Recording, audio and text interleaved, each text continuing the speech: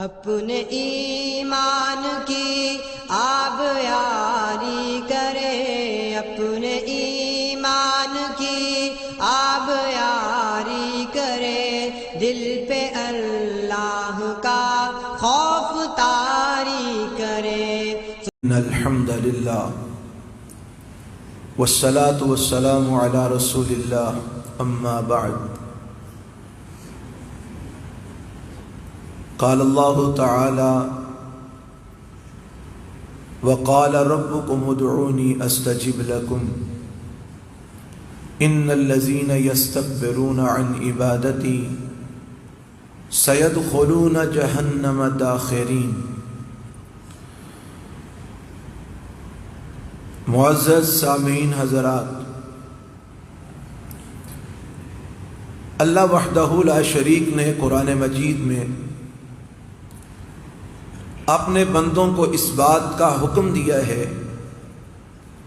ادعونی استجب لکم، مجھے پکارو، مجھ سے دعائیں کرو، میں تمہاری دعاؤں کو قبول کروں گا۔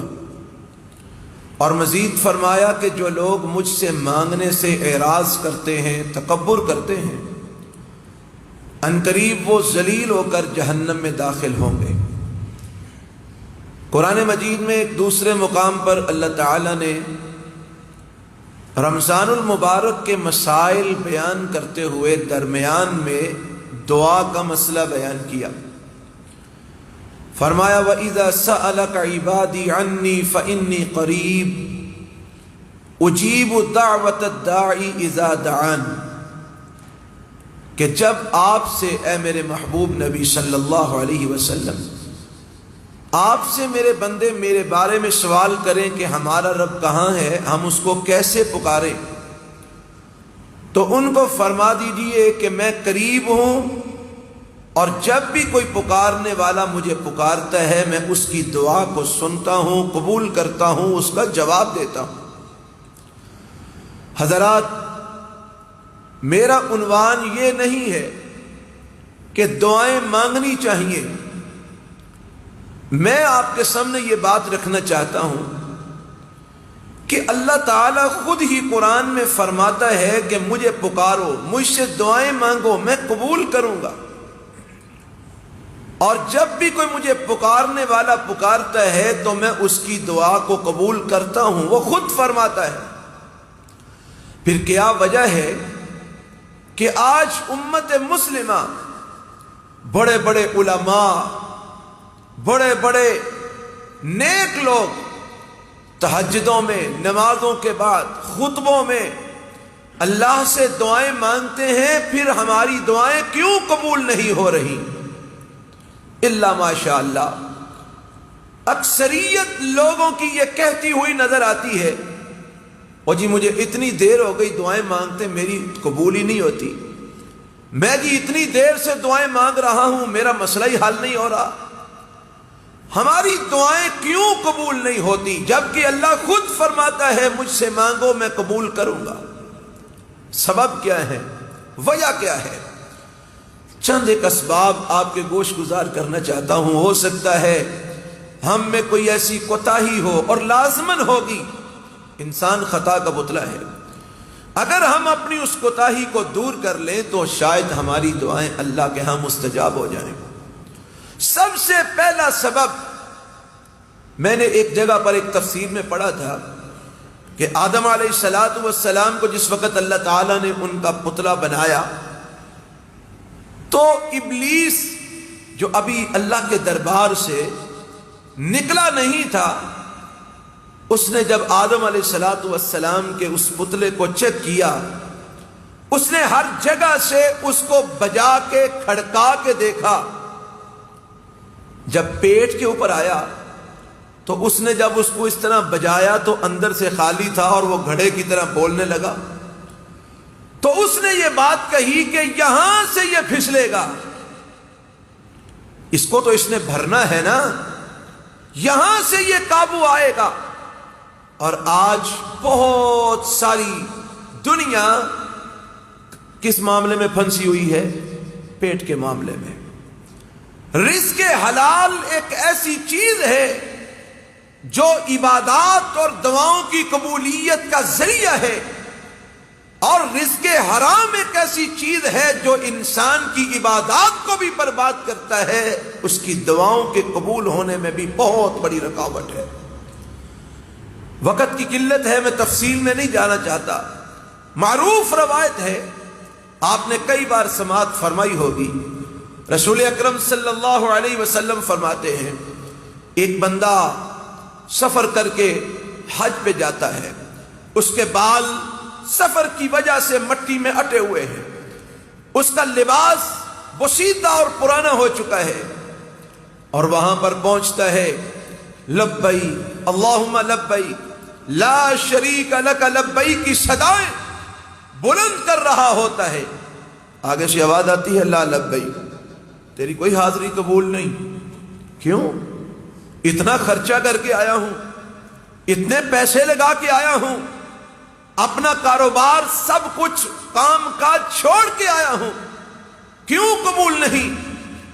آگے سے جواب ملتا ہے مطعمک حرام وملبسک حرام وغذی بالحرام فأنا یستجاب لذالک، تیرا کھانا حرام کی کمائی کا، تیرا لباس حرام کی کمائی کا، تیری غذا حرام کی کمائی کی، تیرے جسم کے بننے والے گوشت کے ریشے حرام کی کمائی کے، تیرے جسم میں دوڑنے والا خون حرام کی کمائی سے تیار ہوتا ہے، تیرے جسم پر جو لباس ہے وہ حرام کی کمائی کا ہے، تیرے سفر کی اخراجات حرام کی کمائی کے ہیں، فَأَنَّا يُسْتَجَابُ لِذَالِكَ، ایسے بندے کی میں دعا اور حج اور عمرہ کیسے قبول کروں؟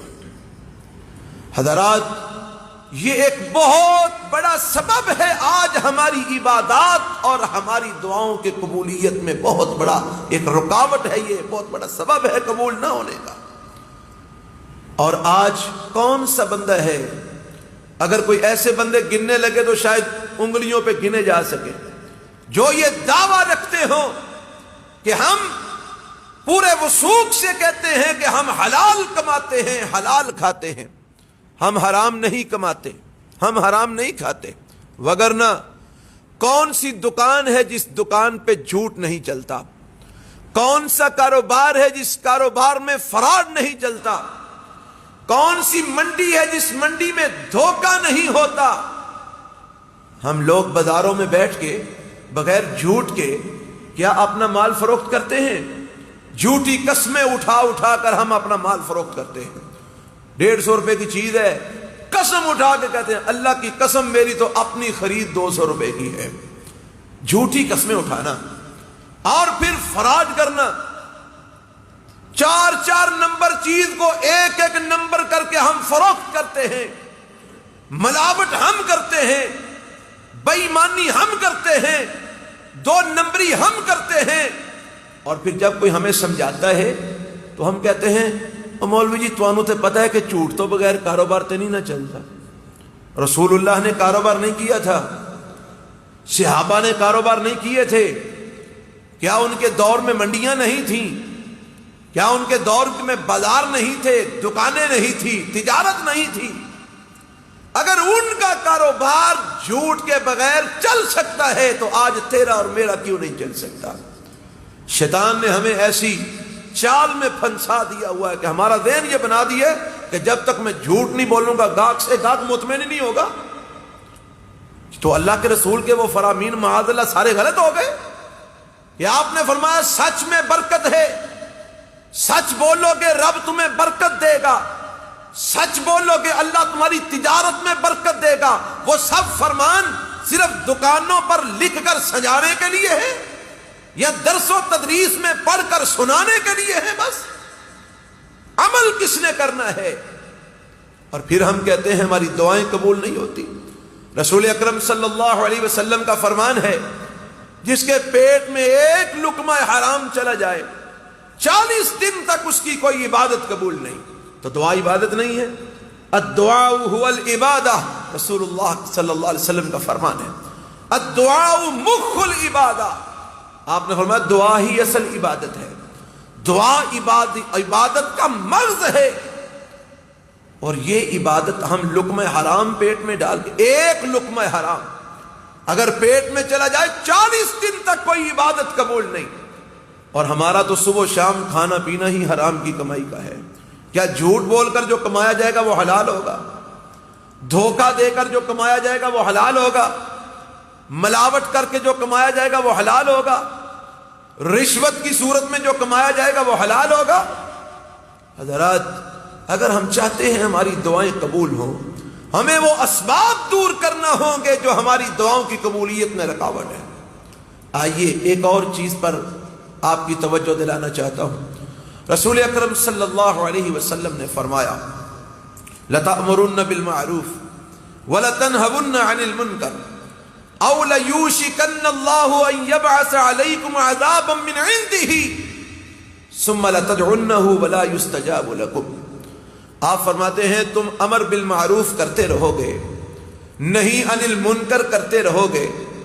جب تک تم یہ کام کرتے رہو گے، اور امر بالمعروف اور نہیں عن المنکر کا تو سب کو پتا ہوگا کیا مطلب ہے اس کا، کہ مولویوں والا کام کرتے رہو گے، لوگوں کو اچھے کاموں کا حکم دو گے، برے کاموں سے منع کرو گے.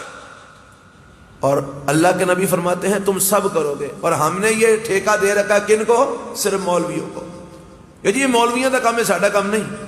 ہم برائی ہوتی دیکھ کر کبوتر کی طرح آنکھیں بند کر کے گزر جاتے ہیں، یہ ہمارا کام نہیں، یہ مولویوں کا کام ہے. ہم اپنے گھر میں برائی ہوتی دیکھ کر آنکھیں بند کر لیتے ہیں، اور کئی قسم کے ہم نے بہانے تراشے ہوئے ہیں. رسول اکرم صلی اللہ علیہ وسلم نے فرمایا تم امر بالمعروف کرتے رہو گے، نہیں عن المنکر کرتے رہو گے، اور جب تک کرتے رہو گے اللہ تعالیٰ تم پر رحمتوں کے دروازے بھی کھولے گا، رب تمہاری دعائیں بھی قبول کرتا رہے گا. أَوْ لَيُوشِكَنَّ اللَّهُ أَن يَبْعَثَ عَلَيْكُمْ عَذَابًا مِّنْ عِنْدِهِ. اور جب تم امر بالمعروف نہیں عن المنکر چھوڑ دو گے تو قریب ہے کہ اللہ اپنی طرف سے آسمان سے تم پر عذاب نازل فرمائے. اور پھر جب عذاب اتارے گا نا تو عذاب کے اترنے کی ایک بہت بڑی علامت نبی علیہ السلام نے بیان فرما دی. ثُمَّ لَتَدْعُنَّهُ وَلَا يُسْتَجَابُ لَكُمْ. پھر تم اللہ سے دعائیں مانگو گے اور تمہاری دعائیں قبول نہیں ہوں گی. یہ کس نے فرمایا ہے؟ رسول اللہ صلی اللہ علیہ وسلم نے فرمایا. آج ذرا دیکھیے ہاں ہمارے اوپر رحمتیں اتر رہی ہیں کہ عذاب اتر رہے ہیں. رمضان المبارک جیسے مبارک اور رحمتوں والے مہینے کے آغاز میں ہی ہمارے ملک کے حالات کتنے بگڑ گئے ہیں. یہ رحمت الہی ہے. انسان جانیں مر رہی ہیں، یہ رحمت الہی ہے. مسلمان کہلوانے والے مسلمانوں کو مار رہے ہیں، یہ رحمت الہی ہے. جان محفوظ نہیں، مال محفوظ نہیں، اولادیں محفوظ نہیں، گھر محفوظ نہیں، عزتیں محفوظ نہیں. اور یہ رحمت الہی ہے یا غضب الہی ہے؟ کیا ہے یہ؟ اس کو کیا کہتے ہیں آپ؟ رمضان کا مہینہ تو رحمتوں والا مہینہ تھا. اس مہینے میں تو ہم پر رحمتیں اترنی چاہیے تھی. یہ تو برکتوں والا مہینہ تھا. اس میں تو ہم پر برکتوں کا نزول ہونا چاہیے تھا. ہمارے حالات بہتر ہونے چاہیے تھے، ہمارے معاملات سلجھنے چاہیے تھے، ہمیں سکون ملنا چاہیے تھا. جبکہ بدسکونی ہے، پریشانیاں ہیں، ہر قسم، ہر طرف خوف ہی خوف ہے، خطرہ ہی خطرہ ہے. اور خوف کا مسلط ہونا یہ عذاب الہی ہے، یہ رحمت الہی ہے. حضرات، اب ہم دعائیں مانگتے ہیں اور بڑی دیر سے مانگ رہے ہیں. تہجدوں میں اٹھ کے مانگتے ہیں، خطبہ جمعہ میں مانگتے ہیں، نمازوں کے بعد مانگتے ہیں. ہماری دعائیں قبول کیوں نہیں ہو رہی؟ حالات سدھر کیوں نہیں رہے؟ دن بدن بگڑتے کیوں جا رہے ہیں؟ سبب کیا ہے؟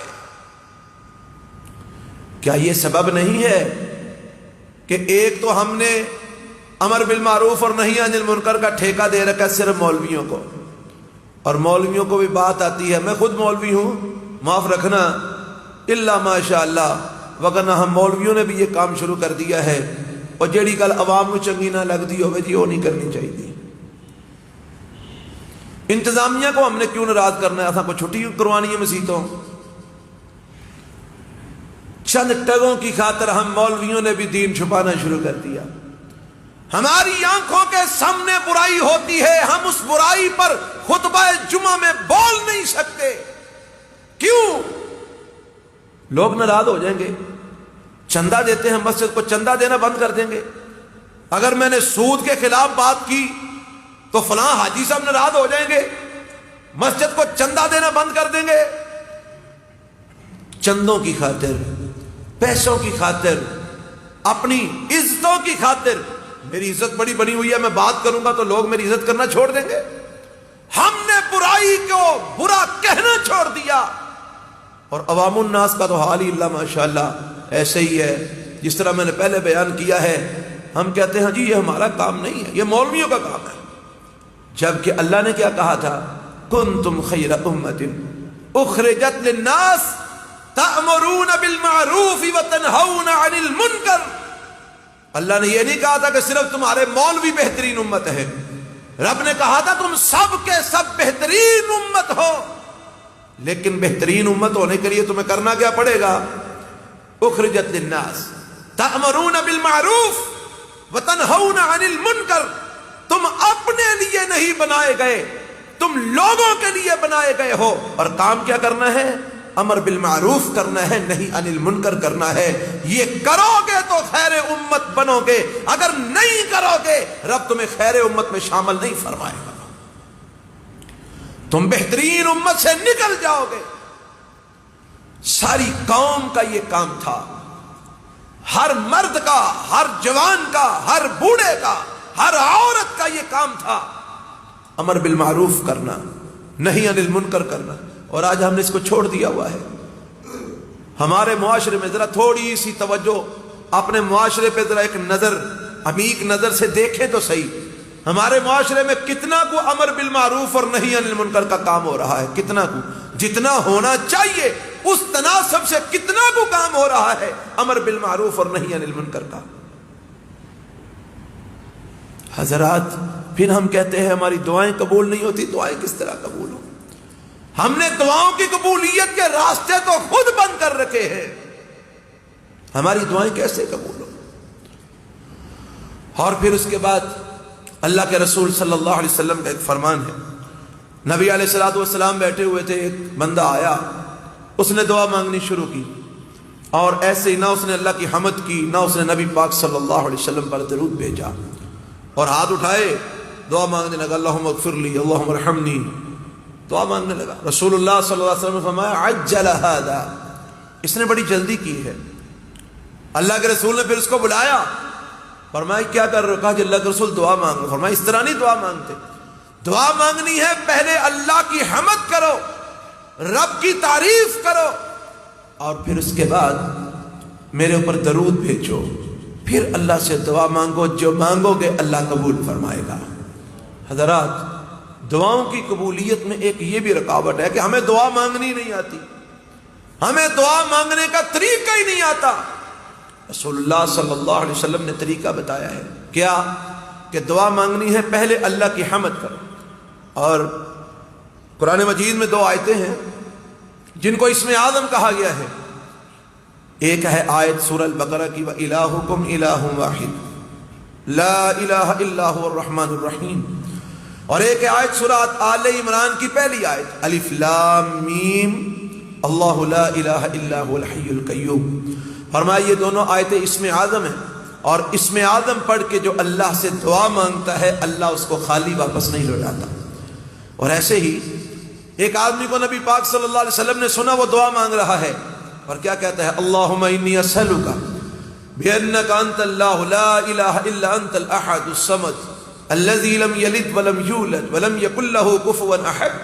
اللہ کی تعریف کر رہے ہیں، کہتا ہے میں تجھ سے مانگتا ہوں تو الہ ہے، تیرے سوا کوئی الہ نہیں، تو اکیلا ہے، تو بے نیاز ہے، تیری کوئی اولاد نہیں، تو کسی کی اولاد نہیں، تیرا کوئی ہمسر نہیں، کوئی برابری کرنے والا نہیں، تو چونکہ اکیلا ہے میں تجھے اکیلے سے سوال کرتا ہوں.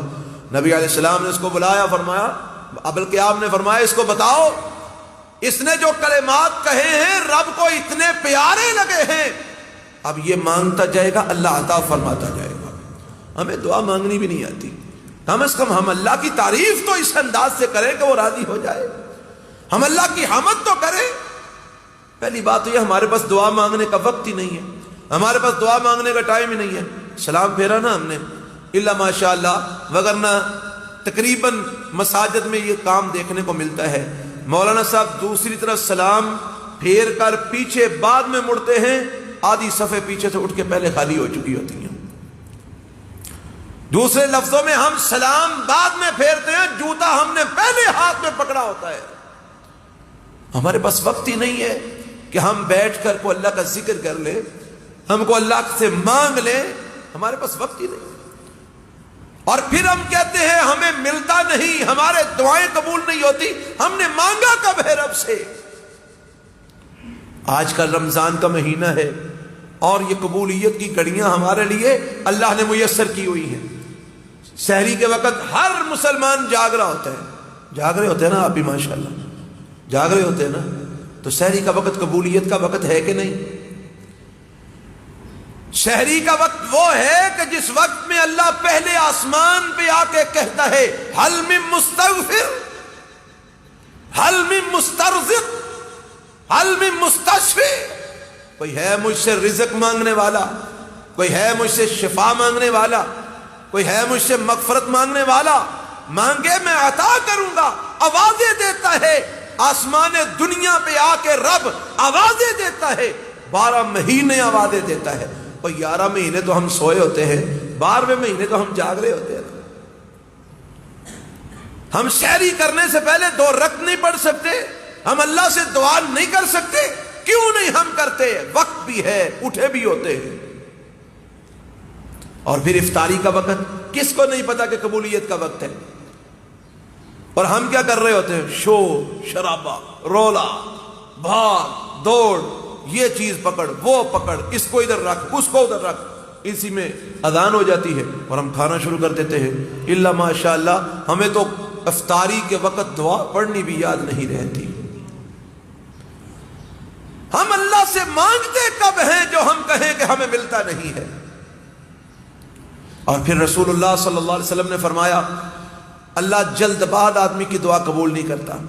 اور آپ نے جلد باز کی تعریف فرمائی، فرمایا جلد باز انسان وہ ہے مانگتا ہے، جب دیکھتا ہے نا مجھے ملا نہیں ہے، کہتا او جی میں نے تو بڑا مانگا مجھے ملتا ہی نہیں ہے، میں نے تو بڑی دعائیں کی میری تو قبول ہی نہیں ہوتی. فرمایا اس جلد باز انسان کی رب دعا قبول نہیں کرتا. نبی یونس علیہ السلام کا واقعہ آپ نے سب نے سن رکھا ہے. مچھلی کے پیٹ میں چلے گئے اور پھر وہاں پر اللہ کو پکارا، لا الہ الا انت سبحانک انی کنت من الظالمین. روایات میں آتا ہے 40 دن مچھلی کے پیٹ میں رہے. کتنے دن؟ 40 دن. اگر ہماری طرح ہوتے تو آج بھی مچھلی کے پیٹ میں ہی ہوتے. کیوں؟ 1 دن مانگا، 2 دن مانگا، نجات نہیں ملی، کہتا او جی میری تو قبول ہی نہیں تھی، چھوڑو میں مانگتا ہی نہیں. ہم ایسے ہی کرتے ہیں نا. 2-4 دن دعا مانگی، دیکھا کہ ہماری دعا کا جو نتیجہ ہم چاہتے ہیں وہ نہیں ملا. اور ضروری نہیں کہ جو ہم چاہتے ہیں وہی نتیجہ نکلے دعا کا. دعا اللہ قبول کرتا ہے، کئی قسم کے نتائج نکل سکتے ہیں. نبی علیہ السلام سے ثابت ہے یہ بات. دعا قبول ہوتی ہے، بعض اوقات اللہ تعالیٰ وہ چیز عطا کر دیتا ہے، بعض اوقات اللہ اسی وقت نہیں دیتا، کسی دوسرے وقت کے لیے مؤخر کر دیتا ہے جب بہتر سمجھتا ہے. بعض اوقات قبول ہو جاتی ہے، اللہ دنیا میں نہیں دیتا، آخرت کے لیے ذخیرہ کر دیتا ہے. بعض اوقات دعا قبول ہو جاتی ہے، رب وہ چیز عطا نہیں کرتا بلکہ اس کے بدلے میں تیرے اوپر آنے والی مصیبت اور پریشانی کو ٹال دیتا ہے. لیکن ہم نے یہ سمجھ رکھا ہے او جی میں منڈا منگیا سی مینوں ملیا نہیں، میری قبول نہیں ہوئی، بس گل مکی. 1-2-4 دن دعا مانگی بس چھوڑ دیا، او جی میری تو قبول نہیں ہوتی. فرمایا جلد باز ہے، ایسے بندے کی دعا رب قبول نہیں کرتا. نبی یونس دعائیں مانگتے تھے نا، کتنی دیر پیٹ میں رہے مچھلی کے پیٹ میں؟ 40 دن. تو اگر ہماری طرح جلد باز ہوتے، 1-2-4 دن مانگتے، دیکھتے کہ نہیں قبول ہوئی، چھوڑ دیتے، تو وہ آج بھی مچھلی کے پیٹ میں ہی ہوتے. ہمارا کام ہے رب سے مانگتے رہنا، ہمیشہ مانگتے رہنا، مسلسل مانگتے رہنا، لگاتار مانگتے رہنا، متواتر مانگتے رہنا. دینا اس کا کام ہے، جب چاہے گا دے دے گا، یا ہو سکتا ہے وہ ہمارے مانگنے سے ہماری پریشانیاں دور کر رہا ہو، ہمارے لیے آخرت میں ذخیرہ کر رہا ہو، ہمارے اور کئی مسائل ان دعاؤں کی وجہ سے حل ہو رہے ہوں۔ آپ کا کام ہے مسلسل مانگتے رہنا، جلد باز نہ بنیے۔